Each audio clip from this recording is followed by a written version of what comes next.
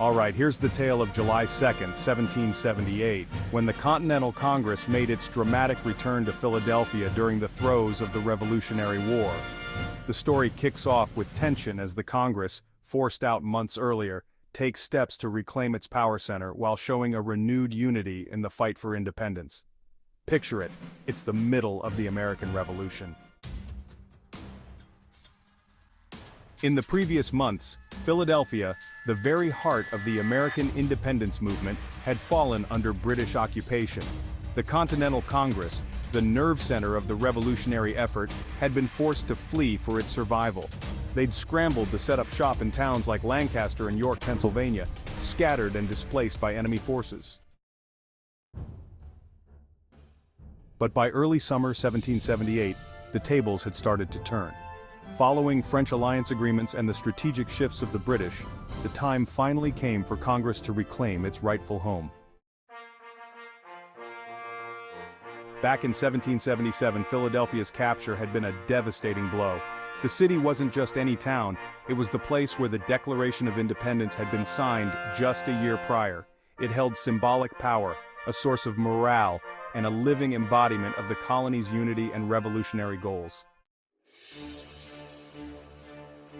The British had occupied the city under General Howe, confident that holding Philadelphia would cripple American resistance. To many, it seemed like the Congress might not recover. How could a fledgling ragtag rebellion survive without its center?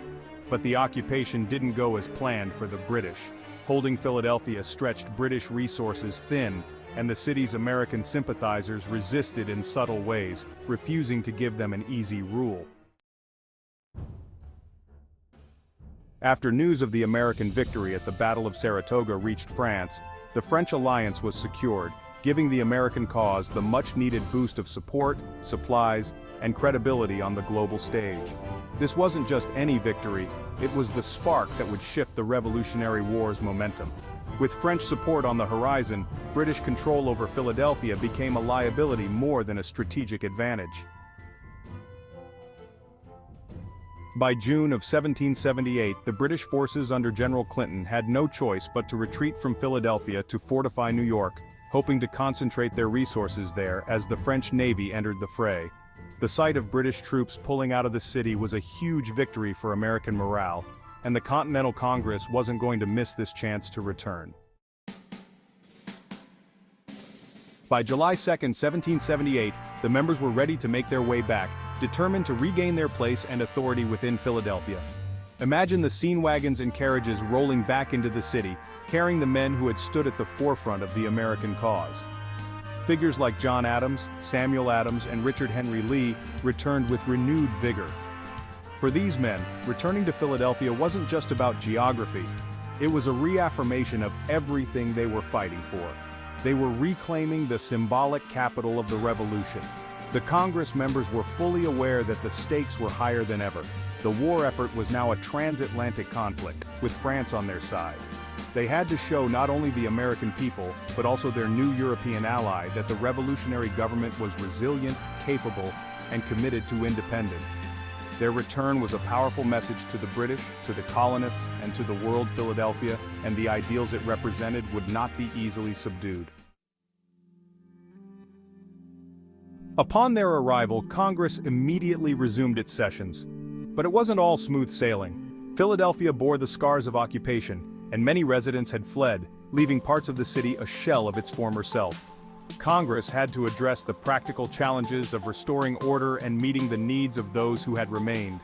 Supplies were scarce, and the Continental Army, despite its recent gains, still faced significant hardship. Despite the harsh realities, there was a palpable sense of hope in the air. Congress's return marked the beginning of Philadelphia's recovery. Local leaders, merchants, and citizens rallied to support the Congress, eager to rebuild and reinvigorate the city as a beacon of the revolutionary spirit. Congress passed resolutions to restore trade and commerce to support the war effort, and to coordinate with French officials on the logistics of the alliance. The Congress knew that public perception mattered. They began organizing events to raise morale and bring the community together with celebrations of the recent victories and the French alliance. patriotic fervor swept through Philadelphia as Congress worked to reestablish its authority. The streets, once occupied by British troops, were now filled with Americans ready to support the cause. One of the most critical tasks Congress faced was reinvigorating the war effort. The Continental Army was still in dire need of resources, and it was up to Congress to find solutions. They worked tirelessly to secure funding, arrange for additional supplies, and organize new enlistments. The alliance with France also demanded coordination on military strategy, and Congress found itself navigating the complexities of this new international relationship. This was no longer just a colonial rebellion, it was part of a global conflict, and Congress had to step up to the challenge. The return to Philadelphia also signaled a turning point for Congress itself. The experience of displacement and the strain of wartime governance had forged a more cohesive body.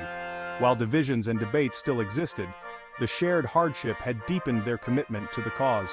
The members of Congress returned with a renewed sense of purpose, aware that their unity was crucial to the success of the revolution. In the weeks and months that followed, Congress laid the groundwork for what would become the final phase of the Revolutionary War. They intensified their diplomatic efforts, reaching out to other European powers for support and recognition. They worked to strengthen the Continental Army, improve logistics, and rally public support. Philadelphia became a hub of revolutionary activity once again, with Congress at the helm, guiding the American cause toward independence. Looking back, the return of Congress to Philadelphia on July 2, 1778, was more than just a relocation. It was a bold statement of resilience, a powerful reminder of the revolutionary spirit, and a testament to the unbreakable determination of the American people. Congress's return symbolized the rebirth of Philadelphia as the beating heart of the revolution, a city that, despite occupation and hardship, remained unyielding in its pursuit of liberty. The story of Congress's return to Philadelphia encapsulates the challenges, the perseverance, and the unwavering hope that defined the American Revolution. It was a moment that proved the revolution was more than just a series of battles. It was a relentless drive for freedom, unity, and self-determination. Congress's homecoming was a testament to the fact that no matter how many times the cause of independence was threatened, it would continue to rise, stronger and more determined than ever. So, as the members of the Continental Congress took their seats in Philadelphia once more, they did so with the weight of history on their shoulders. They knew that the road ahead would be fraught with challenges, but they also knew that they had the support of a people who were ready to fight, to endure, and to build a new nation based on the principles of liberty and justice. The return to Philadelphia was not the end of their journey, but a renewed beginning, a chance to push forward, to inspire, and to ultimately achieve the independence they so fervently sought.